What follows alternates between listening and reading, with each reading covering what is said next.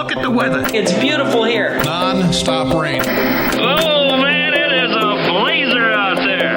It's cold and it's shivery. It is cold. Really coming down here. I really enjoy your weather reports. From the All Indiana Podcast Network, we're talking weather in a whole new way. From historical events to what's coming up, plus weather news, science, safety, fun facts, and more. I like where this is going. This is Weather Weekly. Weather Weekly with Wish TV Storm Track 8 meteorologist Marcus Bailey. Episode 132, Weather Weekly on this holiday week. First episode for the month of July. Good to be with you here. Storm Track 8 meteorologist Marcus Bailey.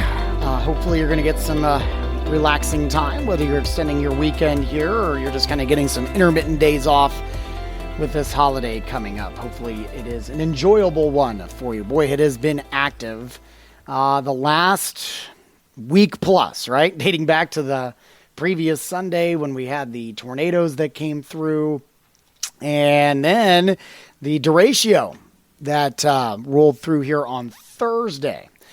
Quick recap for you. The tornadoes that we had in, let's see, that would have been on Sunday, the 25th of June. Sunday, the 25th of June. 4 tornadoes in central Indiana. 2 EF2s, 2 EF1s. The EF2s were down in Martin County and in Johnson County. That was the Greenwood and New Whiteland tornado. And then 2 others, EF1s. Unfortunately, 1 fatality that was reported down in the southern portions of our state. And unbelievably, no injuries around the Greenwood area in a very highly populated area. So, pretty incredible there.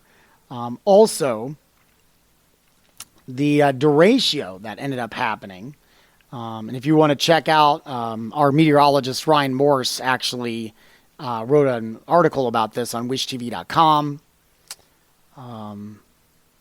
This was coming back on the on Thursday, the 29th. So a derecho basically is a long line of storms that sustains severe thunderstorm wind gusts, which are 58 miles per hour, and it has to be producing that for 240 miles or more. So this actually originated back in really, the plains. You can go into Nebraska. But really where the Weather Service kind of pinpointed when it started to pick up in terms of the intensity of the winds, really destructive winds, was like eastern Nebraska, kind of around the Omaha area, northwestern Missouri, Iowa. And then it really picked up more steam once it got into Illinois and Indiana. So all together, it was about 658 miles total that derecho went through. Hundreds of thousands without power across our state. And even as I speak, Sunday night, there's still, I know that it differs in a lot of areas because of different power companies, but just, for example, our highest populated county, which would be Marion County, Indianapolis, as of this morning, AES, which services pretty much the entire city, the entire county, was up to 90% restoration, but there's still quite a few that are without power, and this is several days after the fact. So yeah. Now, if there's any good news out of this, boy, did we pick up some really beneficial rain, and as we always do, we'll pick that up on the back end.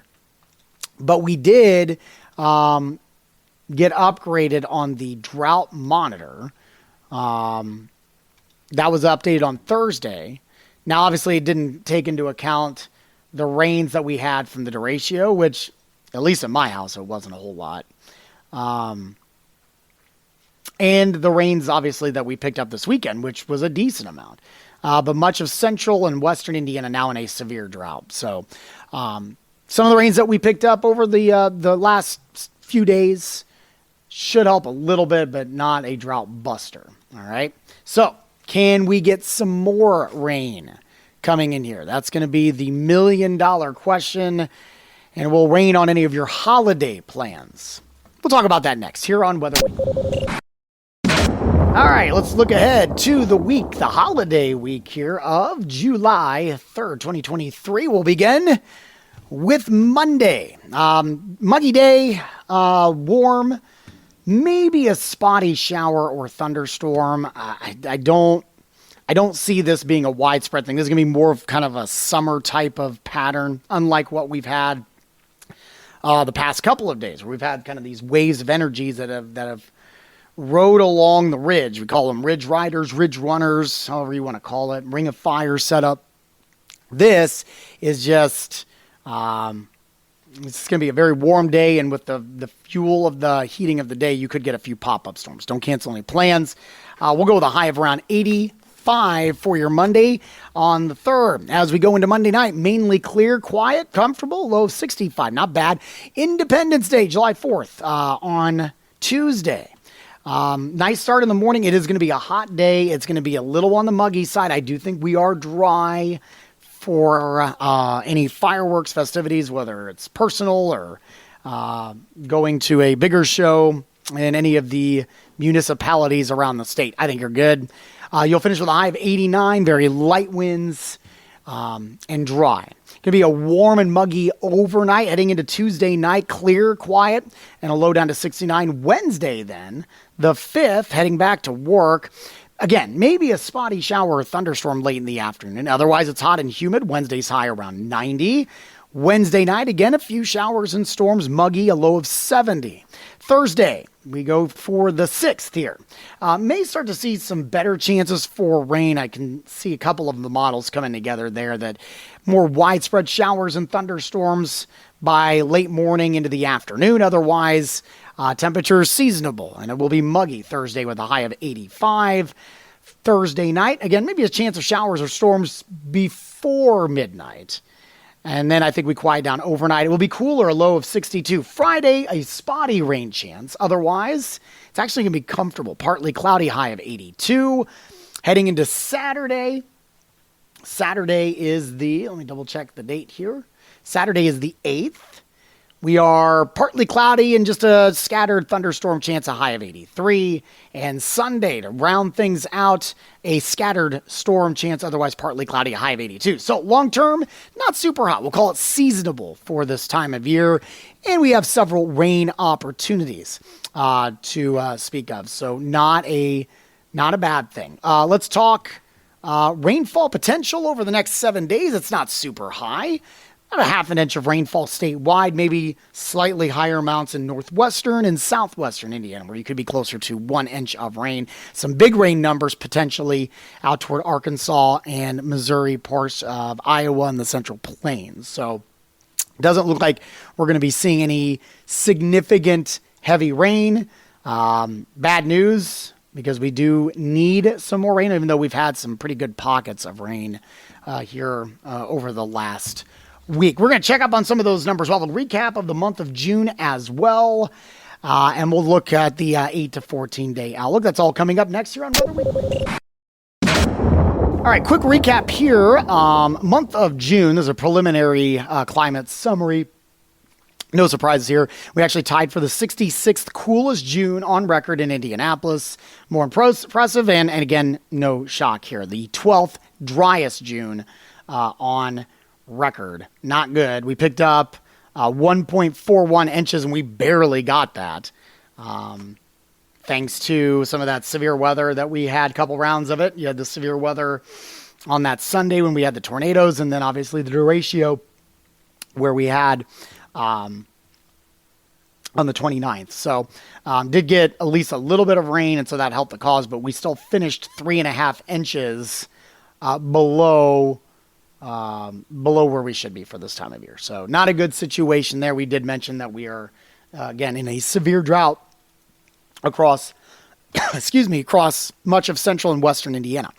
Precip through, let's see, the weekend here where we got some good rain on Sunday. So this did factor in the Sunday thunderstorms that we had a couple of severe thunderstorm warnings.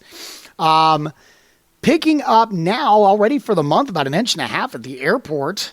So we are actually on the plus side about 1.25 inches. Since June 1st, so that's meteorological summer, we're almost to 3 inches. We are now down 2 1/3. So it's getting better, but we got still a long way to go to kind of right the ship, if you will, here. All right, let's go to the 8 to 14 day outlook. Strong signals of below average temperatures. And we talked about, by the end of the 8 day here, our numbers are going to be into the low 80s. Doesn't mean, just because we say below average, and this will take us through the dates of July 10th through the 16th, doesn't mean that we're going to, be really, really cool. It doesn't mean below average could be a degree or two below average, but below average, strong signal of it across Indiana, Ohio, West Virginia, and Kentucky. It looks like the eastern part of the country, we may be starting to flip this pattern here.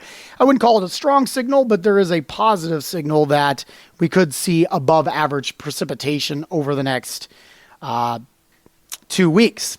The 3 to 4 week outlook, which would be July 15th to the 28th, below average temperatures and above average precip. And the 1 month update, this was updated on June 30th for the month of July. Nothing significant to show about temperatures, kind of equal chances, either high or low, but a pretty strong signal that we could be above average in precip. So there is some welcome news on that regard. Hopefully it's not too little too late, especially for the farmers, as we're right in the heart of growing season. So maybe hopefully getting at least some much needed rain here. I hope you enjoy your holiday week. Remember, you can always get your forecast for free anytime with our Storm Track 8 weather app or always online at wishtv.com. You can catch my forecast Monday through Friday on Wish TV Daybreak starting at 4 a.m. And while you're here, make sure to check out all the other great podcasts, all part of the All Indiana Podcast Network. Have a wonderful holiday week. We'll talk to you soon. God bless. Discover more from Storm Track 8 Weather and Wish TV. Online at wishtv.com and when you follow Wish TV on Facebook. Plus, be sure to check out more great podcasts from the All Indiana Podcast Network now at allindianapodcastnetwork.com.